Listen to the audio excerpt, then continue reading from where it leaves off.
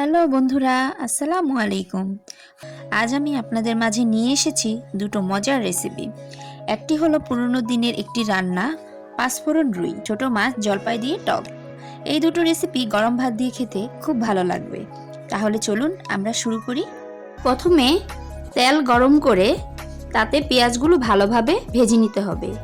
পেঁয়াজগুলো বাদামি আকৃতি ধারণ করলে তারপর আমরা দিয়ে দিব একটু পানি দিয়ে ভালো করে নেড়েচেড়ে নিতে হবে।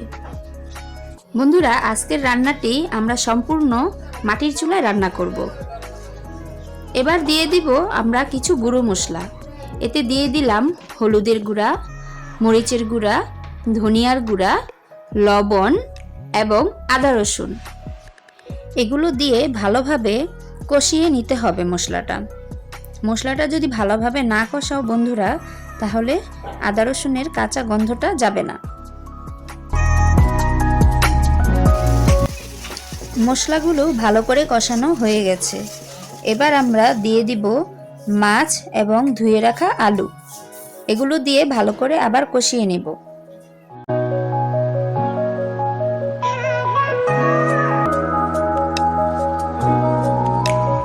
ভালো করে কষানোর পর দিয়ে দিব কিছু পানি। পরিমাণ মতো পানি দিয়ে এবার আমাদের অপেক্ষা করতে হবে।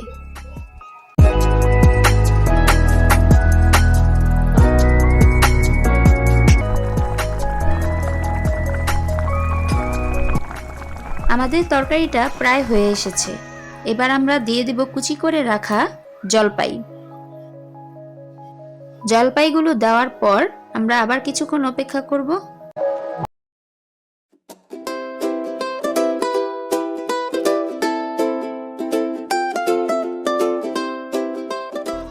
এখন আমরা তরকারিটা নামিয়ে নিব বন্ধুরা।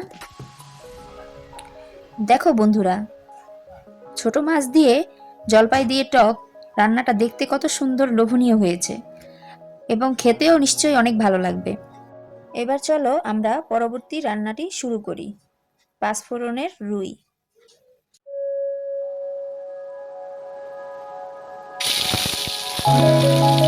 আমাদের তরকারিটা প্রায় হয়েই এসেছে। এবার দিয়ে দিব কুচি করে রাখা ধনেপাতা। ধনেপাতাটা দেওয়ার পর আপনারা যার যার স্বাদ মতো লবণটা দেখে নেবেন।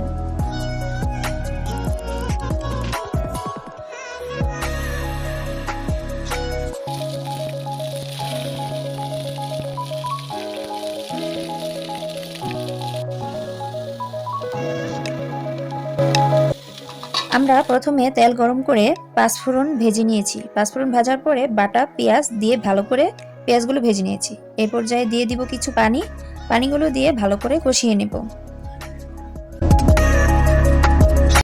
এখন আমরা দিয়ে দিব কিছু গুঁড়ো মশলা, হলুদের গুঁড়া, মরিচের গুঁড়া, ধনিয়ার গুঁড়া, আদা রসুন এবং লবণ দিয়ে ভালো করে কষিয়ে নেব।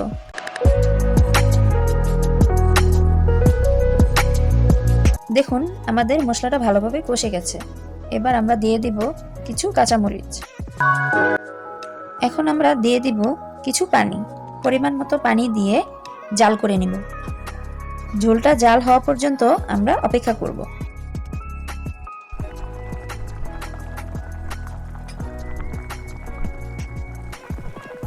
এই পর্যায়ে আমাদের ঝোলটা ভালো করে জাল হয়ে গেছে। এবার দিয়ে দিব আমাদের ভেজে রাখা রুই মাছ। মাছগুলো দিয়ে দেওয়ার পরে আরো কিছুক্ষণ জাল করে নিব।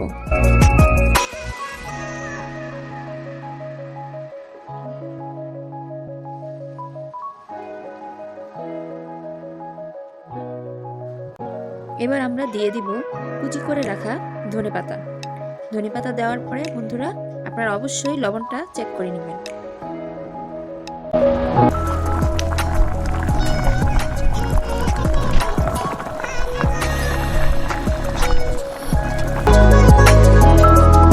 আমাদের রান্নাটা প্রায় হয়ে এসেছে। এবার আমরা পরিবেশন করে নিব।